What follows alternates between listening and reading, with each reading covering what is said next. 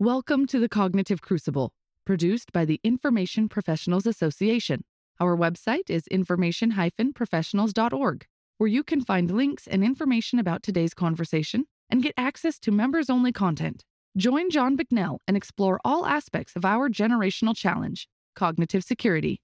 The Cognitive Crucible is a forum that presents different perspectives and emerging thought leadership related to the information environment.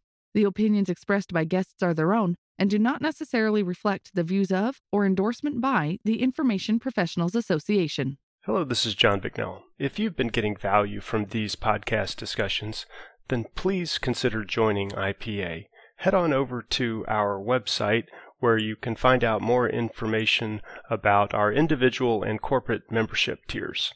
As an IPA member, you'll not only get access to members-only content, but you'll also be the first to hear about our exciting new initiatives that we have rolling out in 2022. Additionally, you will be supporting our mission, which we greatly appreciate. Also, please consider going over to iTunes and giving us a 5-star review. And now on to today's discussion. My guest today on the Cognitive Crucible is Elham Tabassi, who is the Chief of Staff in the Information Technology Laboratory at the National Institute of Standards and Technology, and you will hear us refer to this as Nist. The Information Technology Laboratory supports Nist's mission to promote U.S. innovation and industrial competitiveness by advancing measurement science, standards, and technology in ways that enhance economic security and improve our quality of life. As a scientist, Elham has been working on various computer vision research projects with applications in biometrics evaluation and standards since 1999. Elham Tabassi, welcome to the Cognitive Crucible. Thanks so very much for having me. And I'd like to say up front that Elham's opinions are her own and do not represent necessarily the opinions of Nist or the federal government. So, Elham, the discussion that I'd like to have with you today is about the National Institute of Standards and Technology, which some in our audience may be unfamiliar with. Me personally, I'm looking forward to learning some things during this discussion. And we'd like to understand how technology standards play a prominent role in national security, especially related to great power competition. But before we get into these topics, could you please give our audience a little bit more background about your career? Sure, thanks. As you said, I joined Nist in June 1999. My first project was development of a open vocabulary speaker recognition. And since then, I have been involved in various computer vision, machine learning projects with emphasis and focus on biometrics, fingerprint recognition, iris recognition. In the past 3 years, I have been leading the Nist Trustworthy and Responsible AI program. I'm happy to be here and talk about our activities. Thanks for that. So I look forward to asking you a little bit more about your personal area of expertise. But before we get into these topics, could you give us a very general history and talk about what Nist is? Sure. Nist, National Institute of Standards and Technology, was founded in 1901 and is one of the nation's oldest physical science laboratories. Today, it's part of the U.S. Department of Commerce and home to 5 Nobel Prize winners. Nist has a very broad portfolio of research. As industry's national laboratory, we at Nist do everything from building the world's most precise atomic clocks to working collaboratively with industry to develop standards for the use of robots in manufacturing, to help firefighters better prepare and predict the behavior of wildfires, to cybersecurity, to artificial intelligence. As you mentioned, Nist's mission is to promote US innovation and industrial competitiveness. And we do that by advancing measurement science, standards, and technology in ways that enhance economic security and improve our quality of life. Nist has a long-standing reputation for cultivating trust in technology by participating in development of standards and metrics, both domestically and internationally. Standards and evaluations that strengthen measurement science and make technology more secure, usable, interoperable, reliable, in other words, more trustworthy. Yeah, that's NIST. Okay. Do you have a sense of how many employees NIST has? Just ballpark? So we have something about 3,000 federal employee and about the same number, something between 3,000 to 3,500 federal employee, and about the same number, we call them associates, and these are, faculty appointees, guest researchers, contractors. Right. Okay. We have a very beautiful campus in Gaithersburg. It has many deer. So after the COVID, I invite everybody, all of your audience, to come and visit us at NIST. Oh, outstanding. Thanks. What other organizations does NIST tend to engage with? Either U.S. government organizations, international organizations, or even commercially? Like, for example, well, you said that you're part of the Department of Commerce. So I would imagine, for example, that you guys tend to engage a lot with the U.S. Patent and Trademark Office, but that's just me hypothesizing. What agencies do you guys tend to engage with the most? Yeah, so within Commerce Bureau, we work with all of the commerce entities. In general, NIST plans and carries out its works in close collaboration with other federal agencies, but also academia, industry, standard development organizations, and sometimes other foreign governments. And in terms of academia, industry, and standard development organization that I mentioned, again, both domestically and nationally. The trust that the community, in particular industry, has in NIST as an objective third-party convener for technical exchange in standard setting discussions, in evaluations, in older research, is essential for us, for NIST, to do what we do. And that trust is due to NIST's non-regulatory nature, along with its track record of technical excellence and integrity. So for all these purposes, working with the community and leveraging the knowledge and wisdom of the whole community is really essential for the work that we do. You ask how many, what's the size of our workforce? And if you look at the amount of the work and what we produce, we see that, with that workforce, that type of output sounds impossible. The way we do that is by partnering with the whole community. And as I said, leveraging the wisdom and knowledge of the whole community. And there are many examples of the work that we had done. Internationally, again, to maintain a strong international coalition and collaboration, we engage in various activities and identifying partners and shared priorities.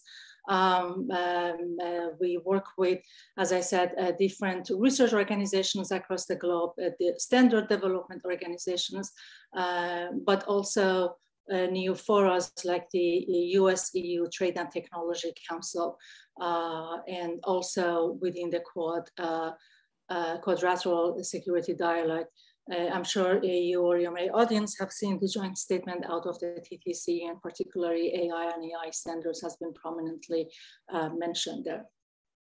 Right. So follow up on that. So when I think of standards, like other than NIST, I think of like IEEE and ANSI, but those are private organizations, right? But somehow they have a relatively prominent role in the standards community. How does NIST engage with organizations like those? That's a very good question. So standards is our middle name, and we participate in standard development activities, but NIST by itself is not a standard development organization such as IEEE or ISO is, or as you said, Insight is. And standard development in the US, as you know, is bottom-up, industry-led, and our job is to participate and help US industry in their standard development activities. So our role is convening technical discussions, provide technical contributions, often running evaluations to come up with those technical contributions and help carry the technical contributions and quantitatively back standard development in different fora such as IEEE or ISA or INSIDE that you mentioned. I see. So one of the reasons why I wanted to ask you to come on to this discussion forum, Elham, is because I sense that NIST plays a role in our national security that may not be obvious to everybody. So could you talk a little bit about how you assess our current national security landscape, or people talk about great power competition. And so our audience would be especially interested to hear and understand why and how technology standards fit into the United States toolkit of the instruments of power.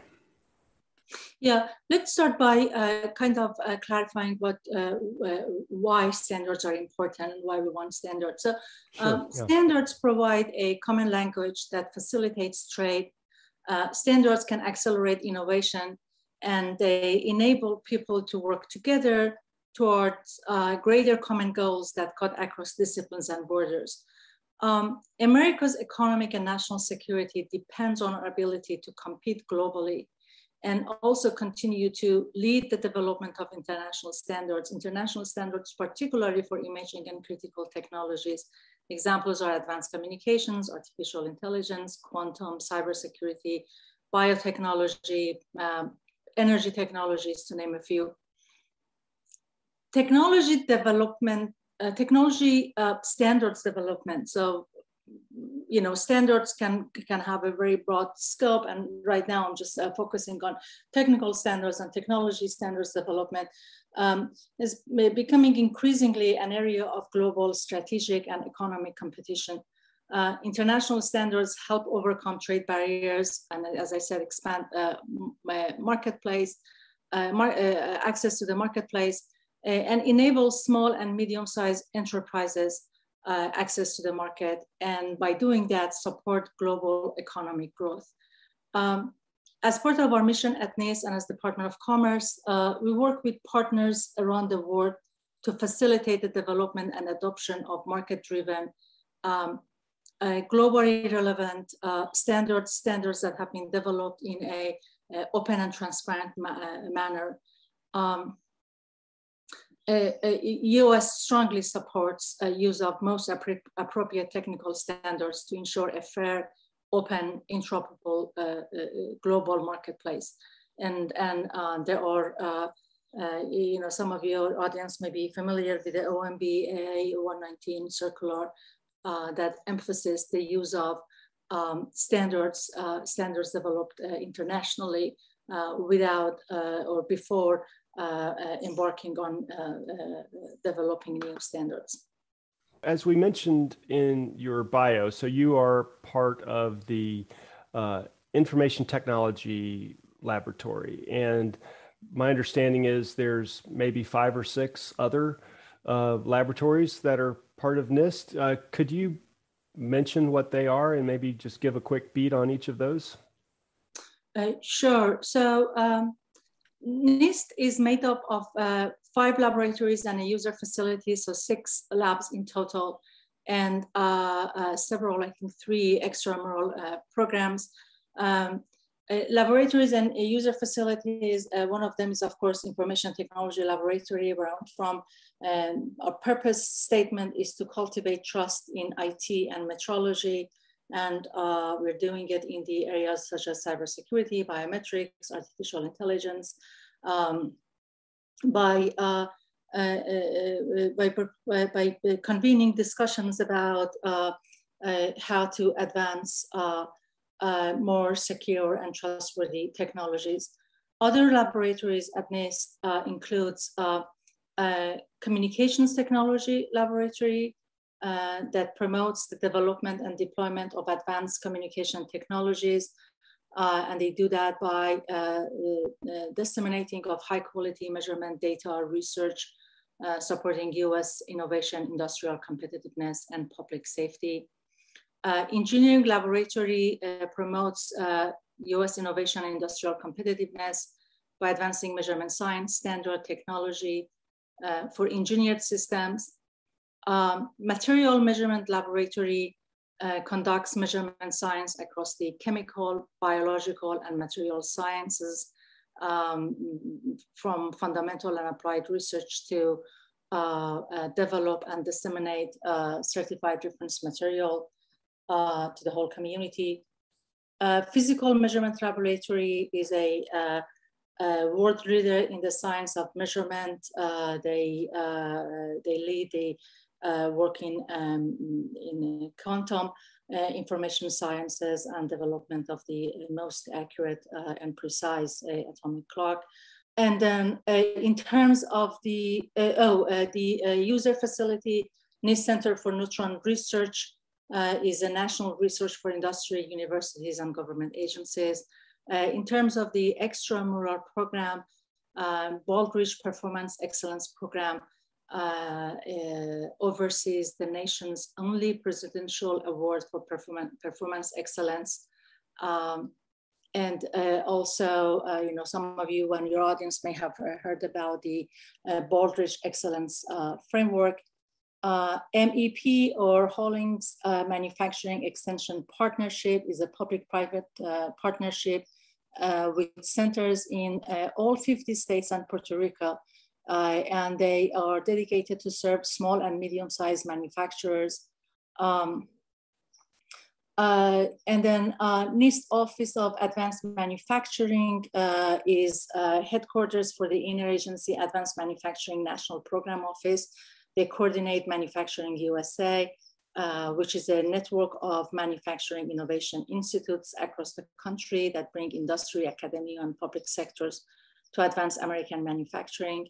And in all of these efforts, our scientists not only advance the state of the science, but also support the development of standards by identifying areas where they are needed, convene stakeholders, provide technical and scientific guidance and expertise to help stakeholder groups and all entities involved reach a consensus. So again, providing an environment for development of the right scientific foundation for development of technically solid standards, but also convening discussions that are rooted in data and quantitative data.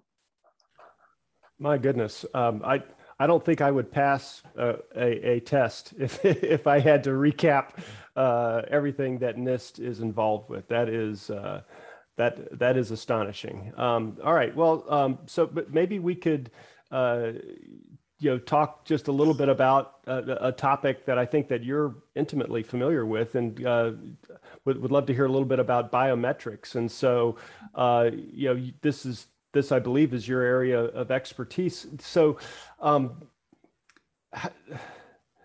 specifically talking about, how do we encode into standards like things like ethics and consider legal implications as well. So maybe you could kind of like talk a little bit about that, but simultaneously describe some of your recent biometric work, which I believe is related to fingerprint technology, for example. Yeah.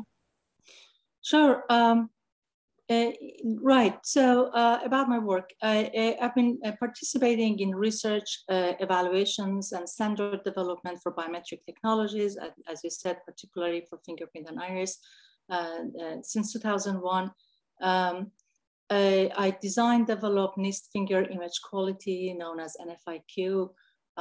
It was released back in 2004. It's an open source code, and quickly got adopted by many different agencies and use cases.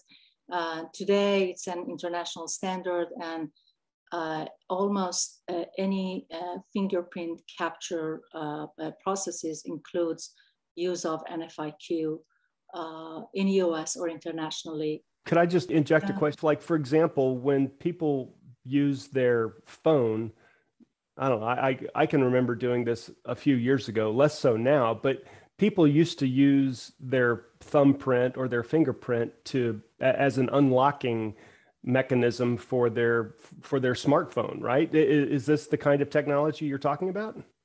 Exactly, that's the kind of technology. So biometrics is the science of recognizing individual based on some of their physical and biometrical characteristics, things such as fingerprints, such as face, such as iris. These are characteristics that makes us who we are. So password is something that and you can use it for identifications or verifications of identity. And biometrics is the other one, and it is something who we are. And so the fingerprint, the pattern on our skins of the different fingers is something that are pretty much unique to each individual, and that can be used for, again, identification or verifications of the people. Fingerprint has been used for the purpose of biometric identification since 60s. Nist actually worked with FBI to write the first specification for fingerprint recognition, and then along with other characteristics such as our face, the pattern of the iris, which is the colored part of our eye. Inherently, what they are really pattern recognition and computer vision in terms of the technical discipline involved. Each of us has the pattern that's unique to us, and the biometric verification or identification consists of comparing the pattern of my finger or iris or face with another unknown sample, and in the case of verification, make a determination if they're coming from the same source, and in terms of identification, compare it with the data sets of the stored patterns and come up with the best matches from the data set. Wow. The work that I did was more around the biometric quality, so kind of preventing the garbage in, garbage out. In order to do that comparison, you want to capture images that has enough information about the biometric source. So my work was development of a system, an algorithm that looks at the image captured and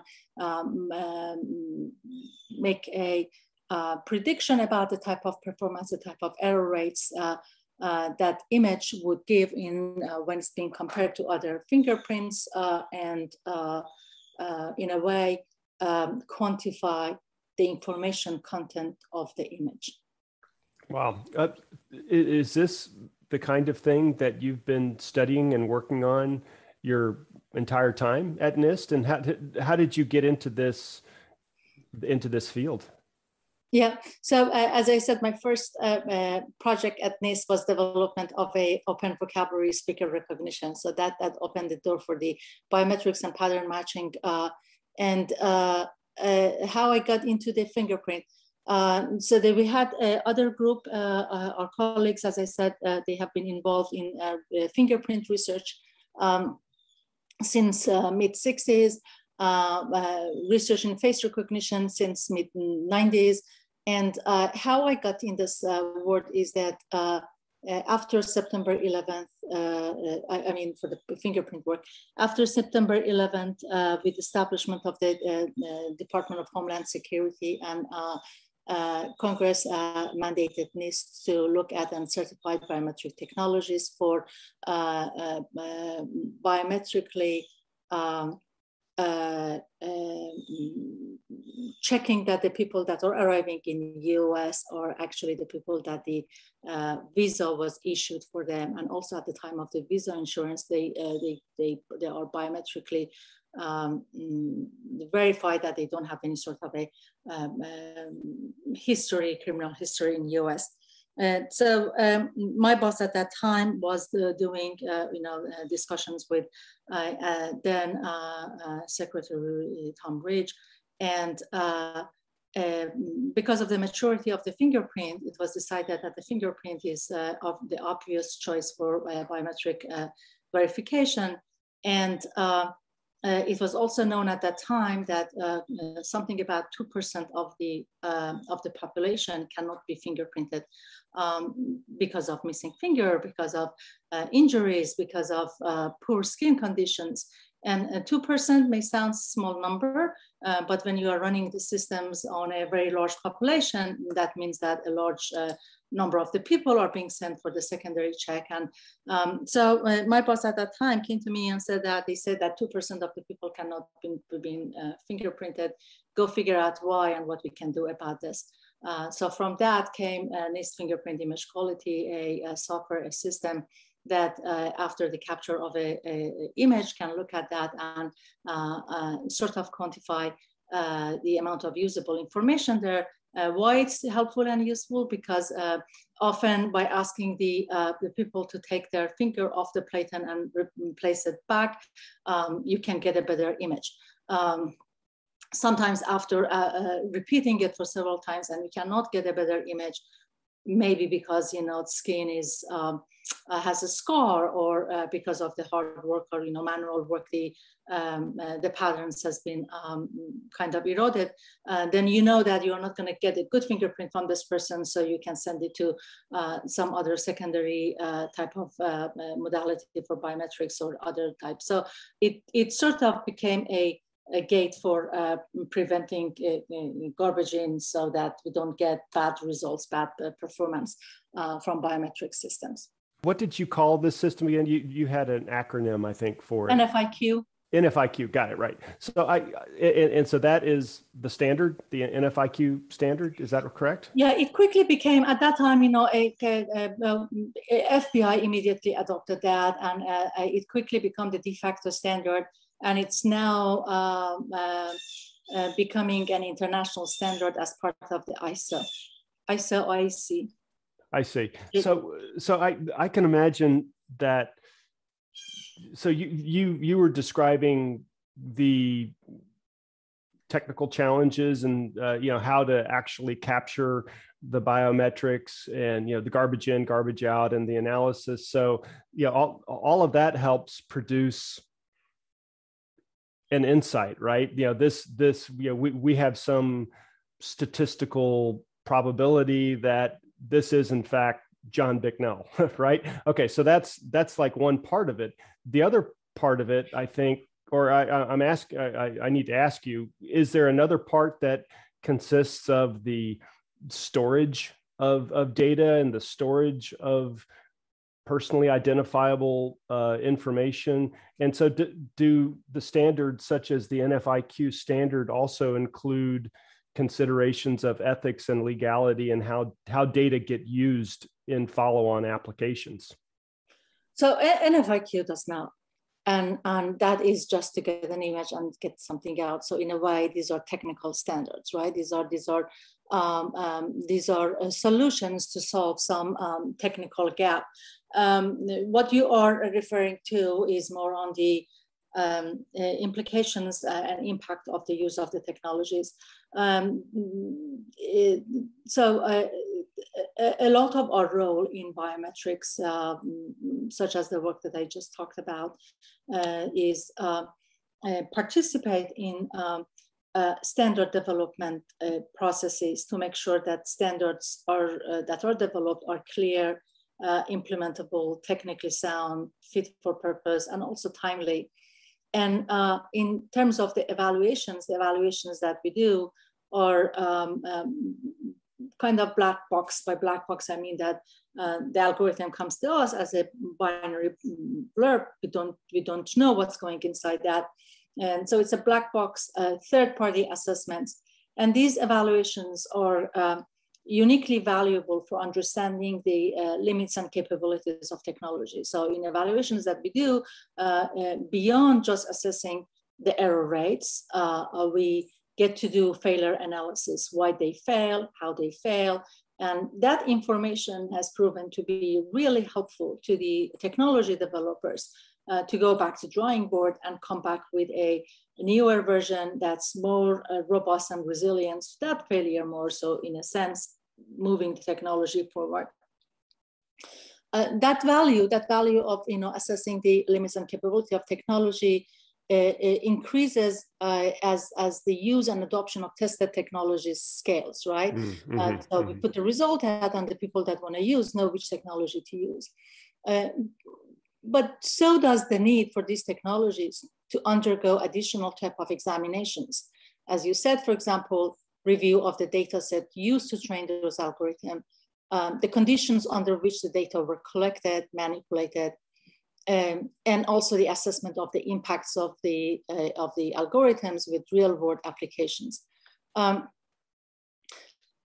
Our work in the area of AI bias and development of the AI risk management framework will help to provide additional guidance to developers, to researchers, to deployers on how to measure the trustworthiness of AI technologies. So we are committed to cultivate trust in technology as its purpose of our laboratory, and include get a better understanding of how these technologies are being used, how they're being developed, and as part of the AI risk management framework, we hope to address some of those. Right. So I was wanting to ask you about that. And so you've already talked a little bit. This AI initiative, which the Information Technology Laboratory leads, when did that kick off? What's the current status, and what are some of the milestones on the horizon with this? Yeah. So in the AI space, I think it's a general understanding, and certainly our belief, that AI comes with a lot of promises that can improve the quality of life, and can have huge impacts in many different sectors, from healthcare to transportations to agriculture, all that.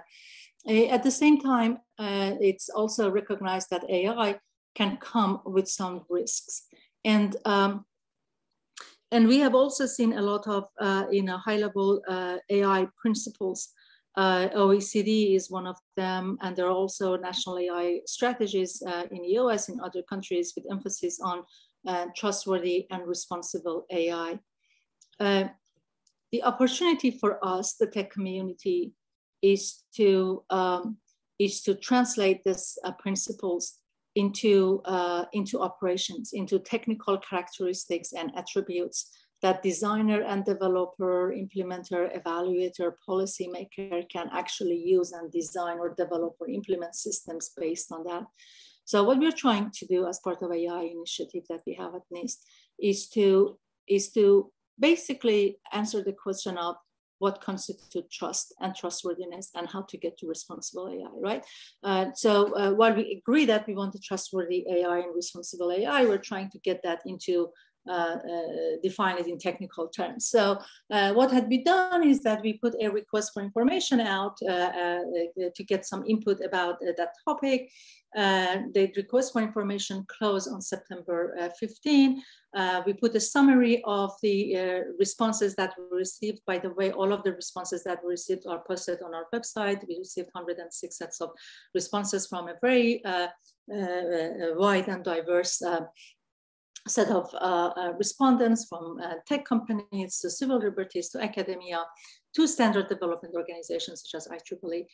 So we put a kind of summary of the themes observed from the responses of the RFI, and we had a workshop on October 19 to 21. That was our first workshop to kick off the development of the AI risk management framework. The recording of the workshop in our website too. What we are aiming towards is development of AI risk management framework. It's really important for us to include all sorts of voices and thoughts and perspectives. So we want to make sure that the computer scientists and mathematicians that design and develop the systems are on the table, but also cognitive scientists and psychologists and sociologists that look at the impact of the technology.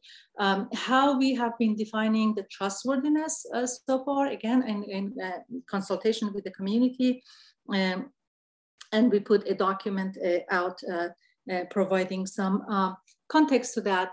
So we wanted the system to be accurate first and foremost, but beyond that, we want it to be reliable and robust to the data and condition not seen during the training.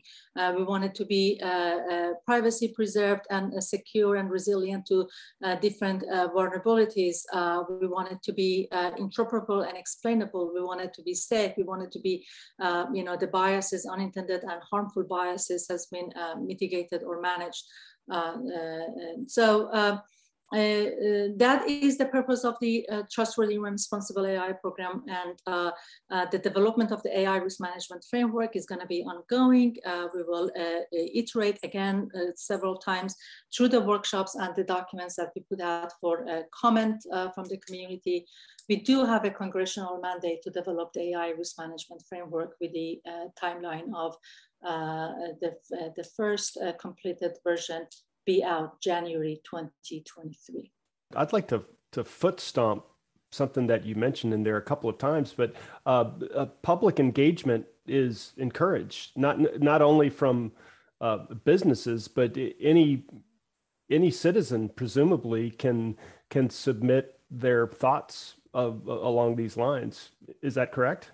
Absolutely. We welcome participation from everybody by commenting on our document, participating on our workshop, right? While we were in person, we would have breakout session in the virtual environment. We have the Slack channels, and we believe that inclusivity and diversity of the thought and demographic and having all sorts of voices around the table is essential in success of the development of the AI risk management framework. Yeah, right. Can we turn to China for just a moment? And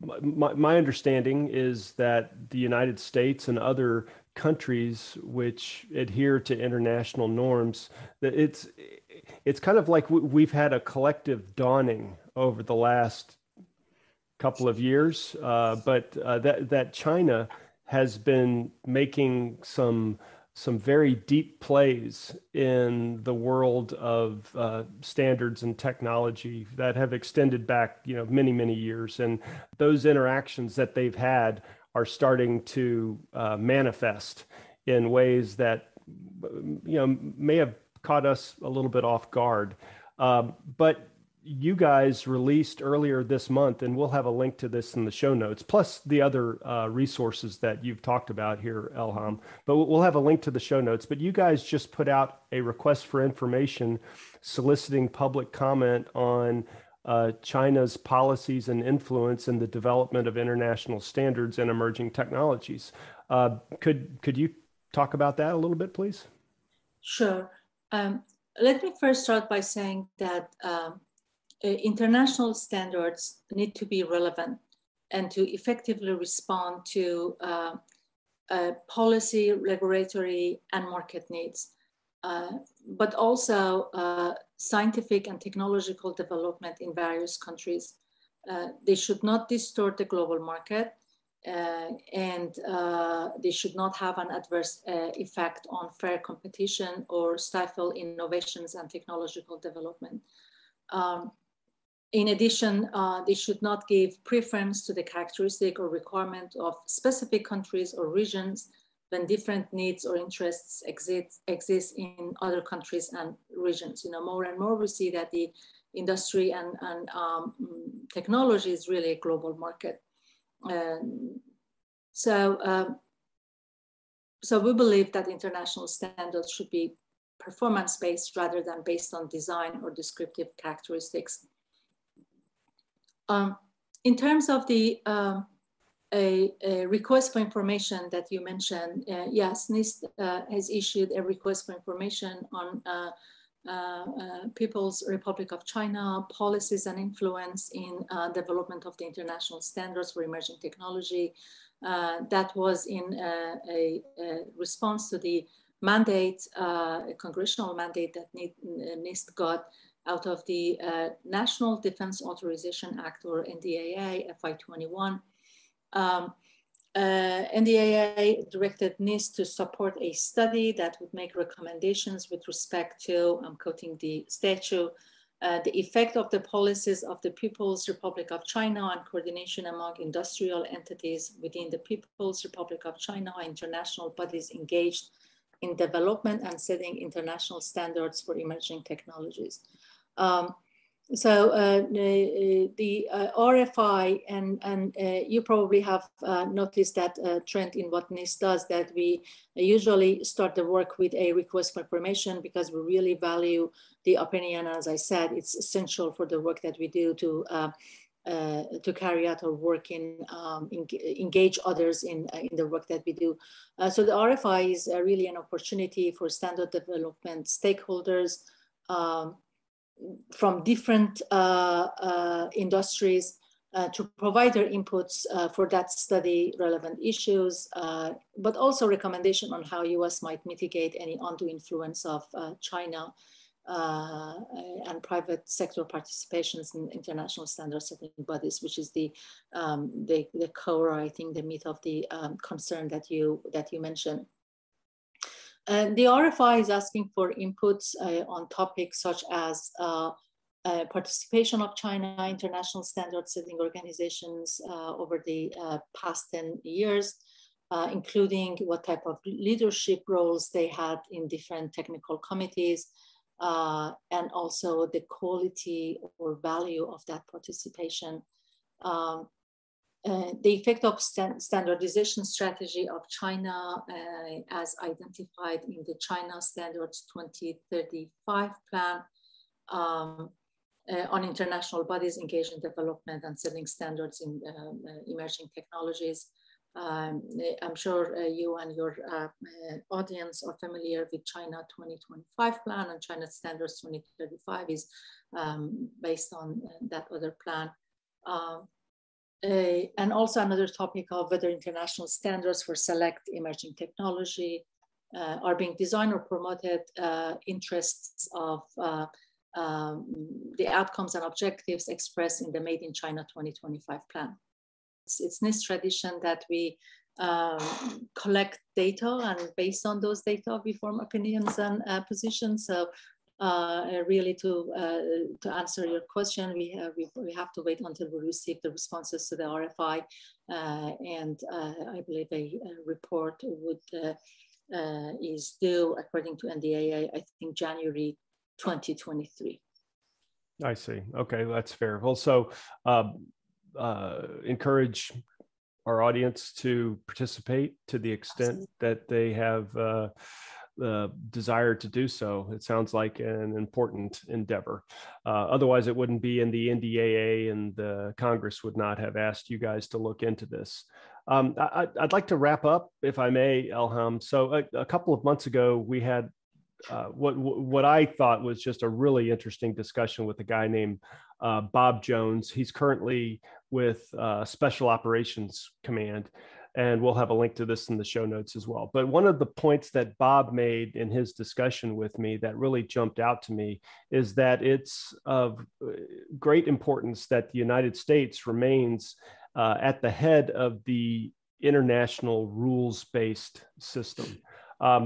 What's your reaction to this kind of an assertion, and what's NIST's role in this kind of agenda, if anything? Yeah, yes, I agree that absolutely fascinating discussion with Mr. Jones.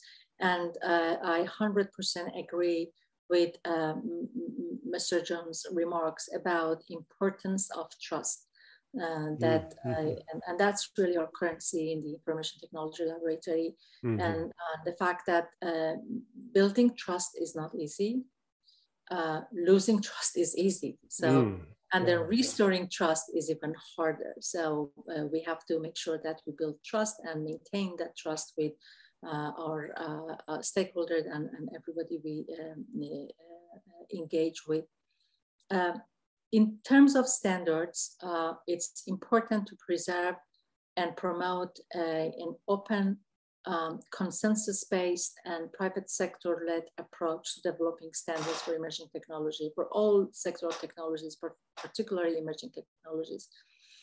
Ensuring that the standards that underpin emerging technologies are developed in an open, transparent manner and are based on the best technological approach, are backed by quantitative data, and they do not negatively impact our democratic values and rights.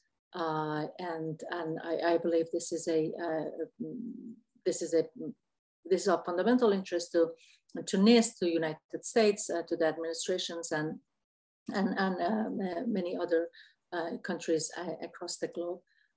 So you ask about Nist's role, and I would emphasize again our role in cultivating trust. And we do that by convening honest discussions that are rooted in quantitative data, by providing technical contributions. And again, as I said, we are a neutral third party. Our job is to help industry and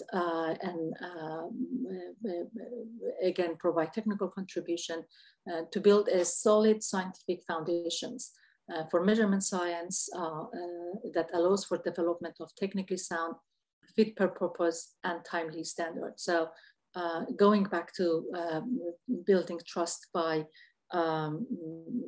being technical excellence and technical integrity and open, transparent discussions.